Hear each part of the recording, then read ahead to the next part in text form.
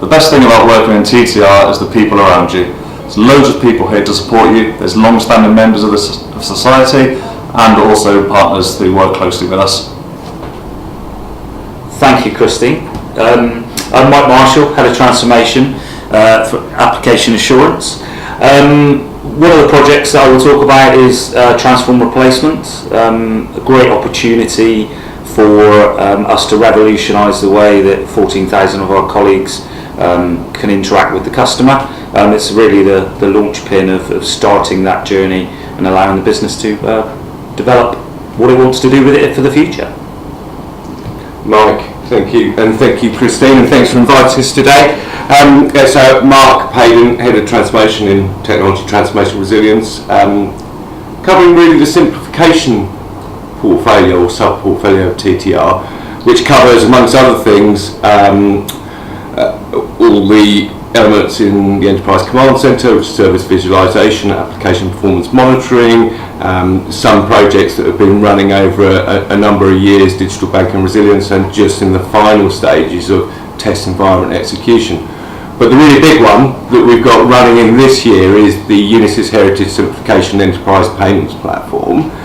That is going to be nationwide, so that's quite a mouthful in its own right, but really completing the transition from Unisys Heritage Platform to Target Banking Platform, SAP, and also lifting us a step change in our enterprise payments capability. So no small undertaking, a huge shift for the organisation, and we'll touch almost every part of the communities nationwide.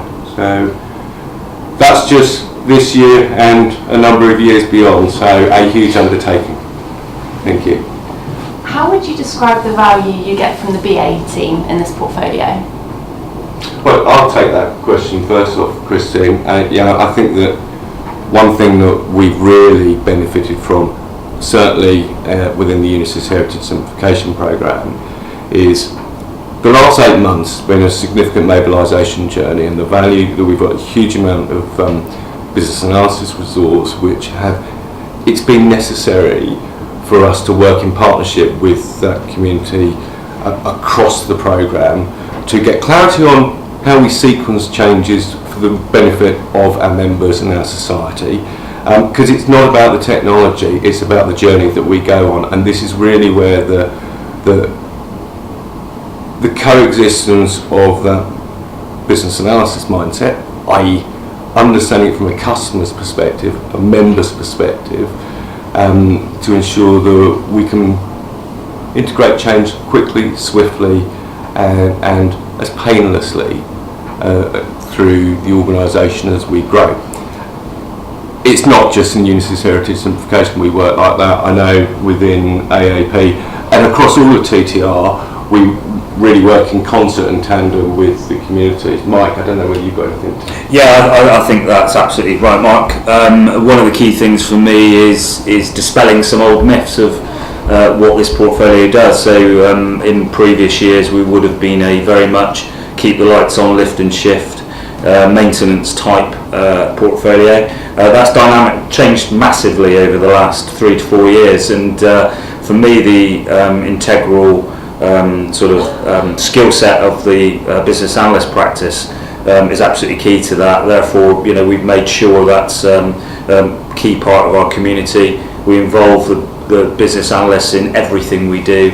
They are part of the journey even before they joined our transformation community as such. So for me it's absolutely critical. One of the key things is bringing the business outcomes out in the right way as well. That's been a challenge in nationwide that I've experienced in the past. So really getting the analysts to think of it from the business perspective and the members' perspective, as Mark was saying, and really then keeping that sort of touch and feel right through the life cycle of the projects to make sure that we're delivering the right outcomes. And I think just to add to that, you're seeing that manifest certainly in the last year and a half since Joe Garner joined the society, in actually broadening across the communities and really putting the focus in the P&L line across the organisation of society and from a product perspective, and you're also seeing that as we are embarking the journey of we are change. And I think that there's an analogy I've used a lot over my career.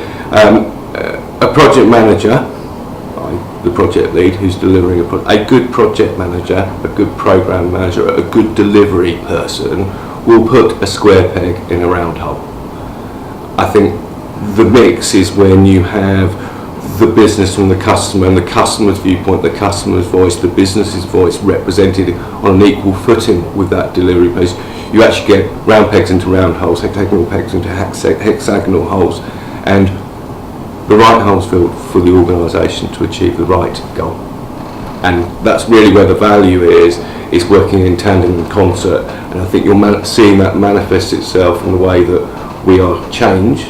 It is forming in very much in an agile fashion, but most importantly is having the voice of the customer and the voice of the business at the forefront of the change that has been delivered and delivering value quickly, and that's what everybody benefits in society as a whole. That's not just about projects, but ultimately you use a bit of technology to deliver a goal. It's not about the technology, it's about the end result.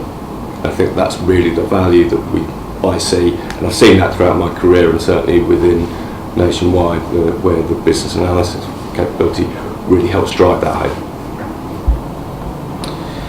Within TTR, my personal ambitions have been recognised and have been driven forward by both the portfolio and by my line management and by my fellow BAs within the portfolio. The opportunities are driven from my own personal wants and needs, and I've worked closely with people to get them. We had a number of new to role analysts who hadn't yet had the formal off-site training, and this was intended to give them a background in the theory of business analysis, and also to give a wider perspective on the work other than the nationwide way of doing it. This was to give more an international perspective on the role of the analyst and what was expected of them. Wonderful, thank you. And Vipul, my question for you is, what was the aim of the programme and did we achieve that? Right, so the aim of the program was to introduce all the new to the role, the concepts of business analyst, and the way we did it was with mock workshops and requirement gathering sessions, brainstorming, using real life examples and experiences. What we have seen during the training session is that based on these assignments, the trainees have shown a lot of learning skills. They have shown that they have learned a lot of business analyst concepts. So I believe yes, the aim was achieved and we achieved it really well. Brilliant, thank you. Thank you.